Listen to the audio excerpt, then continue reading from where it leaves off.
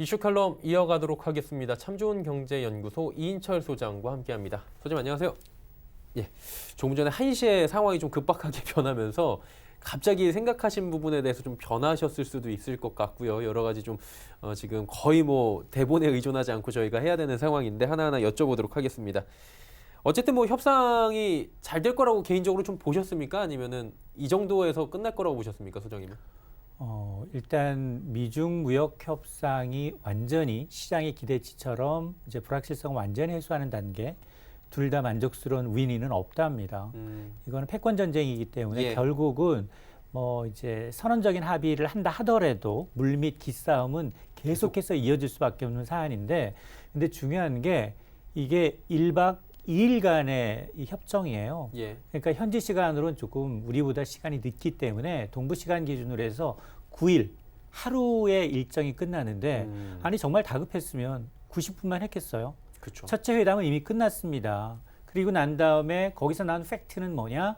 아직까지 합의를 하진 못했다. 다만 이제 앞서서 얘기했던 무역대표부가 이제 10일 미국 시간으로 0시 1분을 기해서 예. 이제 중국산 수입품 2천억 달러에 대해서 기존에 받던 10%의 관세에서 25%를 올리겠다. 이건 그대로 진행이 됩니다. 근데 여기도 단서를 달고 있어요. 그러니까요. 만에 하나 정말 이제 10일 0시 1분부터 이제 중국에서 떠나서 배를 출발해서 미국에 도착하는 것까지는 익스큐즈를 해주겠다. 이 얘기는 이제 내일 나머지 하루가 남아 있습니다. 10일 미국 시간 현지 시간 10일로 남아 있는 이틀째까지는 관세 부과 없이 서로 이제 키를 쥐고 있겠다라는 미국의 의도가 깔려 있는 거거든요. 물론 이 상황에서 지금 중국이 저희는 잘못했으니까 뭐 꼬리를 내릴 수는 없습니다. 그러다 그렇죠. 보니까 보복 얘기를 하는 겁니다. 지금 이 보복 얘기가 나오니까 또 시장은 급격하게 이제 휩쓸리는데, 이게 우리가 너무 트럼프 대통령 중국 상무부의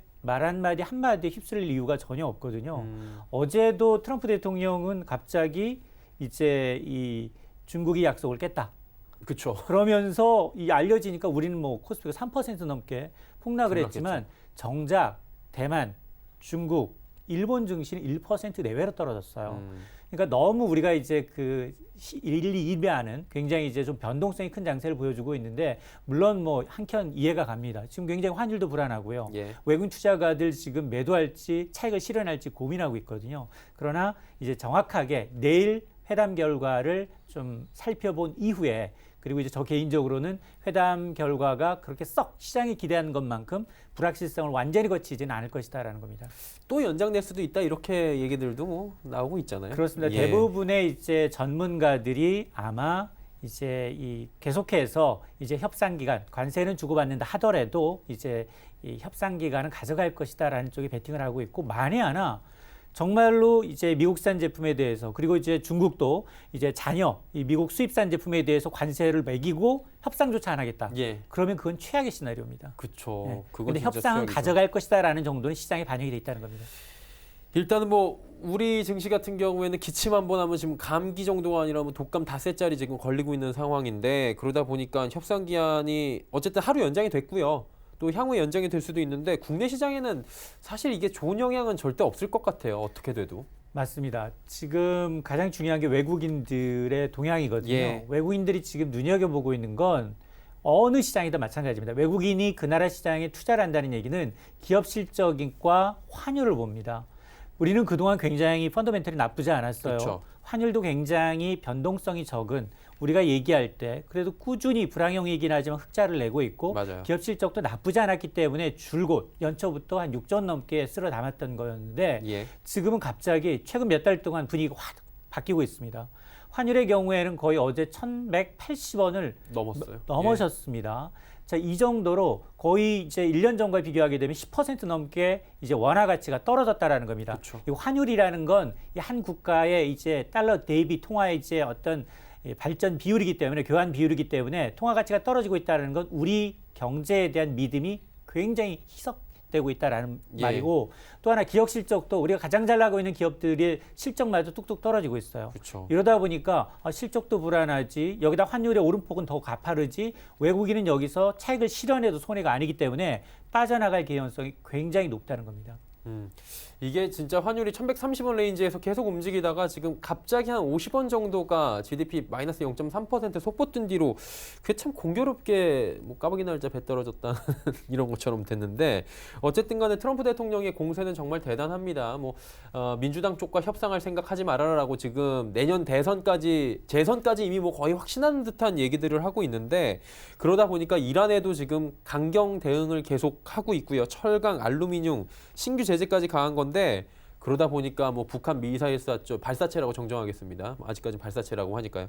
글로벌 시장 뭐 타격이 한두 가지가 아닌데 이거 어떻게 봐야 됩니까? 맞습니다. 지금 그 뮬러 특검이 빈손으로 이제 끝나버리니까 그쵸. 이제 거침없는 활보를 보이고 있습니다. 예.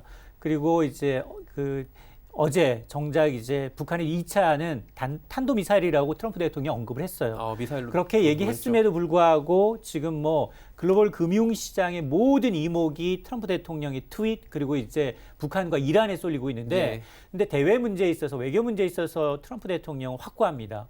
이미 국내 지지율이 50%를 넘어섰어요. 내년 누가 나온다 하더라도 내가 이긴다. 적진에서 누가 나온다 하더라도 자기가 이길 수 있다라는 자신감이 깔려 있기 때문에 네. 중국에 대한 압박도 가속화하려는 거고 이란과 그리고 북한에 대한 압박도 굉장히 가속화하고 있는데 지금 이란은 이미 원유 수출인의 제로를 만들겠어 이미 공포를 했고요. 우리는 이미 이제 이란산 원유 수입을 못 하고 있는 상황이고 또 하나 원유뿐만이 아니라 나머지 금속과 같은 이란의 어떤 비원유 부분 수출 비중이 가장 높은 이 핵심 물품까지도 타겟으로 해서 네. 이걸 이제 수출하지 못하도록 하겠다라는 겁니다. 여기에다가 금융 제재까지 가세하게 되면 이러니까 이란은 가만히 있을 수가 없는 겁니다.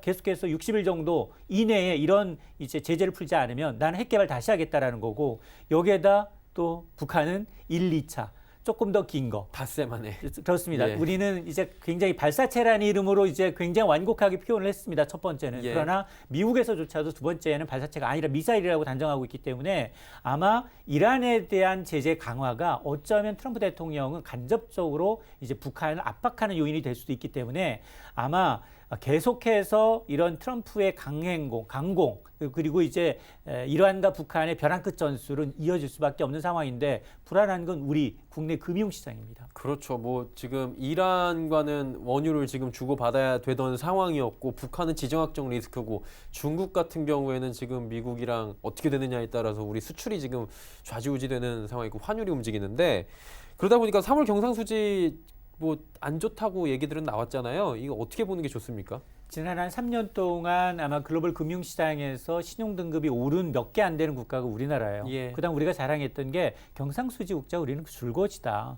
82, 3개월째 이어지고 있다. 예.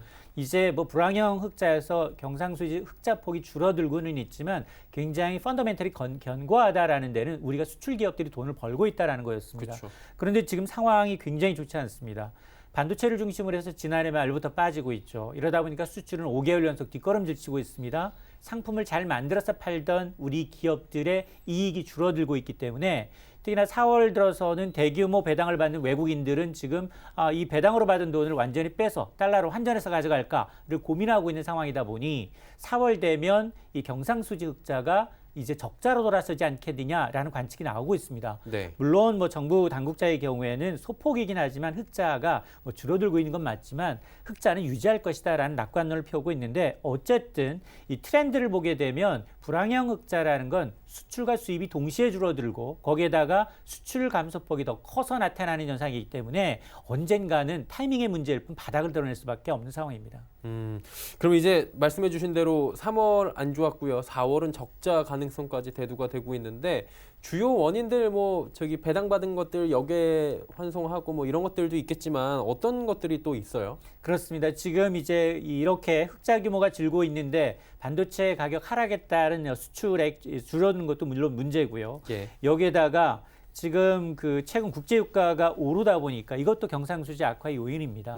국제유가가 오르게 되면 평균 한 10%가량 오르게 되면 우리는 경상수지 이 적자 흑자 규모가 6, 70억 달러 이상 줄어드는 효과가 있습니다. 이러다 보니까 국제유가가 이제 $10 이상 상승하면 그동안 이제 굉장히 우리가 가장 좋은 이 밴드선에서 배럴당 50에서 6, 70달러 선에서 움직이던 것들이 이게 6, 70 넘어서 80달러까지 올라가게 되면 이제 경상수지흑자 금액이 거의 8, 90억 이상 줄어들 수 있다라는 거고요. 예. 또 하나 이렇게 이 수입 물가가 오르고 소비가 안 좋고 또 투자가 안 좋다 보니까 전반적으로 우리 이제 경상수지 외에도 이제 여러 가지 영향을 미칠 수 있는 부분들, 뭐 자본 수지도 그렇고요. 그리고 해외여행은 꾸준히 또 늘고 있기 때문에 이런 서비스 수지 역시도 이제 장담할 수 없는 상황으로 가고 있는 겁니다.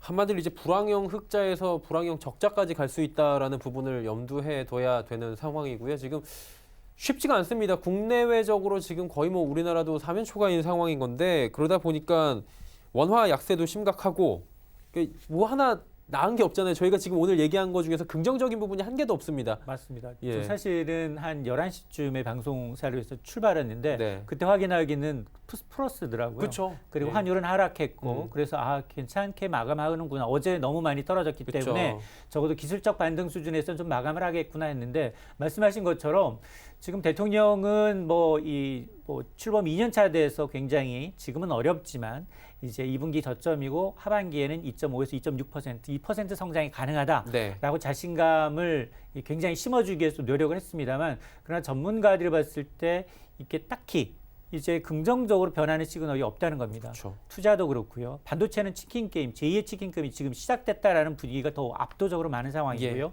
여기에다가 이제 투자가 많이 줄고 있다라는 것이 굉장히 뼈아픕니다. 투자는 제조업의 바로미터이고 선행 지표이기 때문에 투자까지 이제 이렇게 고꾸라지다 보니까 지금 상대적으로 이 경기가 좋은 미국 쪽으로 쏠리고 또 달러화는 굉장히 초강세를 보이고 있고 여기에다 최근 이 변동성이 굉장히 줄어들어서 그나마 이제 금융시장 역시 이제 탄탄하다라고 했었는데 최근 들어서는 환율 그리고 이제 주식시장의 변동성이 그 어느 나라보다도 큰 상황입니다. 예. 이러다 보니까 미래에 대한 어떤 이 기대감을 먹고 사는 이 주식시장의 경우에는 아마 2000선까지도 내줘야 되는 게 아니냐. 결국 우리가 우려했던 이 박스피 하단을 또 터치하는 게 아니냐. 10월의 악몽이 또 예. 그렇습니다. 이제 그런 이제 우려가 현실화되고 있는 겁니다.